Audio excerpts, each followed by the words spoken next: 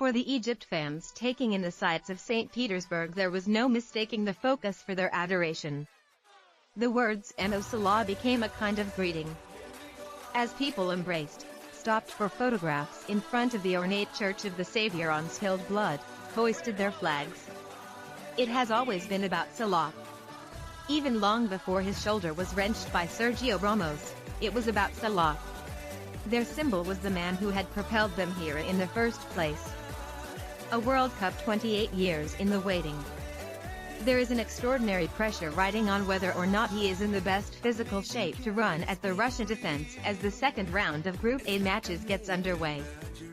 The Egypt manager, Héctor Cúper, had a stab at spreading the message that the entire squad are working collectively, but there was not much point in pretending Salah's influence was not the key to everything.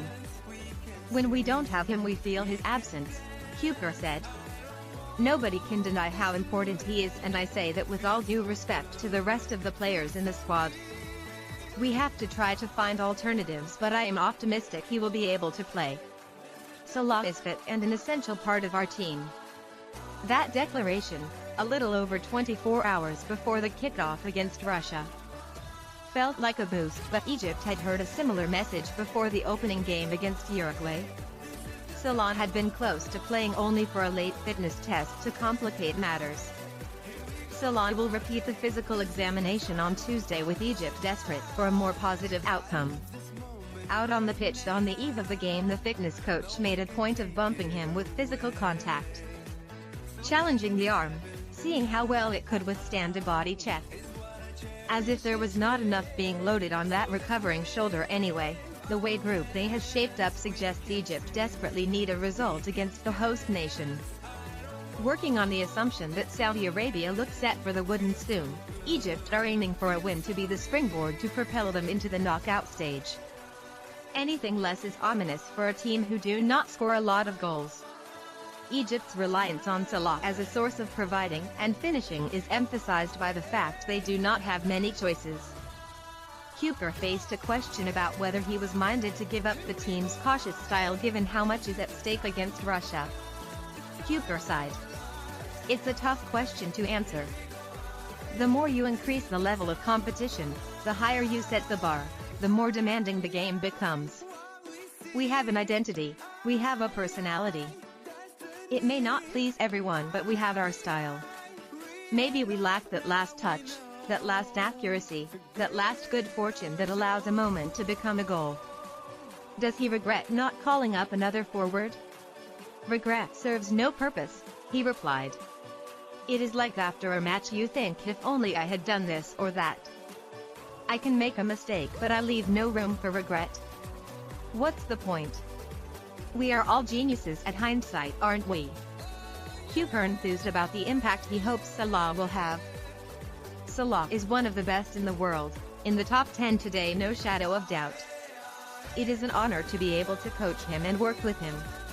On top of being talented, he is humble. A team player, which is extremely important now. The Russian manager, Stanislav Cherchesov, sounded confident his team had a plan to halt Salah, and Cúper responded drily.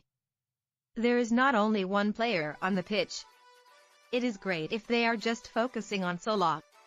Mandalabos wants to set the record straight. A wealthy businessman who has built a vast real estate and petroleum empire is these days better known in Egypt as the man who refused to sign Mohamed Salah in 2011.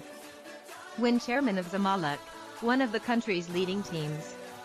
Salah needs much more work, he said in a televised interview that year. But contrary to what his successor at the club and apparent arch-nemesis says, a separate committee took the decision at the time.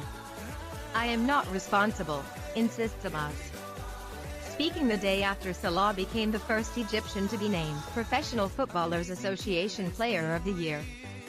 It is not surprising that Abbas feels sensitive over the claim that he missed Salah's potential. It must feel as if he is defending himself not only to ardent football fans but also to an entire nation that dotes on their Egyptian king. Egypt's reaction to the shoulder injury Salah sustained in last month's Champions League final following a challenge from Real Madrid's Sergio Ramos, and which in the immediate aftermath made him a doubt for the World Cup. showed how he is revered in the country. It was summed up by a headline in the Al Masri Al-Yawm newspaper the next day. The night Egyptians cried, "Ramos the butcher dislocated Abu Salah's shoulder." Egyptians cursed Ramos on social media, and the Arabic hashtags Ramos the dog and son of the whore were soon trending on Egyptian Twitter after Salah left the pitch in tears at PM's Olympic Stadium. An Egyptian lawyer has filed a lawsuit against Ramos, equivalent to £874 million, for causing Egyptians physical and psychological harm. He did not, for instance, pay for couples to get married in Maghreb, nor did he purchase land there for a water cleaning factory. But what the stories reflect is how keen Egyptians are for saintly stories regarding their national hero. During an after-school kickabout at Maghreb's local youth club, which has been renamed after the village's most famous native, 9-year-old Zaid Juma sums up the mood of the nation. When asked which football team he supports, he replies, "Mohamed Salah."